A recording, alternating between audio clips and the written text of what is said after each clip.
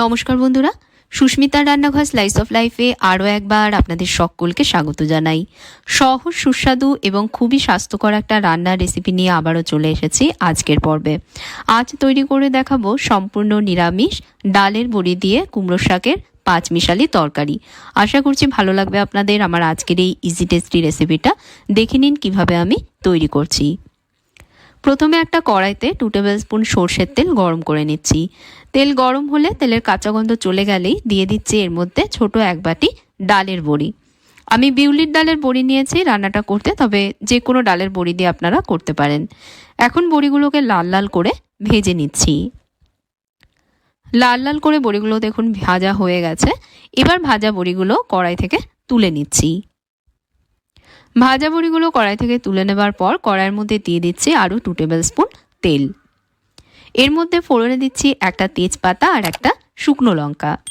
তেজপাতা আর শুকনো লঙ্কাটা একটু ভেজে নিয়েই দিয়ে দেব এর মধ্যে 1 টিস্পুন পাঁচফোড়ন। পাঁচফোড়নটা দেবার পর আবারও কয়েক সেকেন্ড ভেজে নিচ্ছি। এখানে আমি কিছু সবজি কেটে নিয়েছি, যার মধ্যে রয়েছে শিম, আলু, বেগুন, কুমড়ো আর গাটি কচু।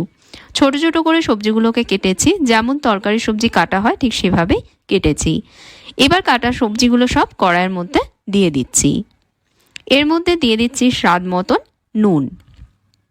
সবজির সাথে নুন ভালোভাবে মিশিয়ে নিচ্ছি।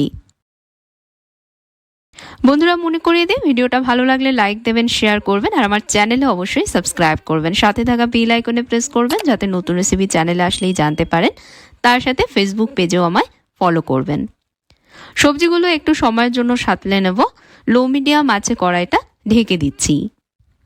তবে একটু সময় পর পর সবজিগুলো একটু নাড়িয়ে মিশিয়ে দিতে হবে, মানে এপিট ওপিট করে দিতে হবে যাতে সব দিক সমানভাবে ভাজা হয়। তারপর আবারও ঢেকে দিচ্ছি। এভাবে করে আমি 3-4 মিনিট সবজিগুলো ভেজেছি। সবজিগুলো দেখুন সুন্দরভাবে মজে গেছে আর হালকা হালকা কালার ধরেছে সবজির গায়ে। এখন দিয়ে দেবো এর মধ্যে কুমড়ো শাক। এখানে 1 আঁটি কুমড়ো শাক রয়েছে। শাকগুলোকে খুব ভালোভাবে ধুয়ে কেটে পরিষ্কার করে রেখেছি। ডাঁটাগুলোর আঁশ ছাড়িয়ে লম্বা লম্বা করে কেটেছি। এবার কড়াইয়ের মধ্যে শাকগুলো আমি দিয়ে দিচ্ছি। সাথে দিচ্ছি 1/2 টিস্পুন হলুদ গুঁড়ো আর 1/2 টিস্পুন দিয়ে দিচ্ছি জিরে গুঁড়ো।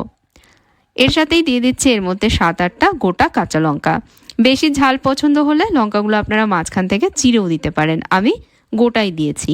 খুব কম মশলা লাগে রান্নাটা করতে বন্ধুরা, কিন্তু খেতে কিন্তু অসাধারণ হয়।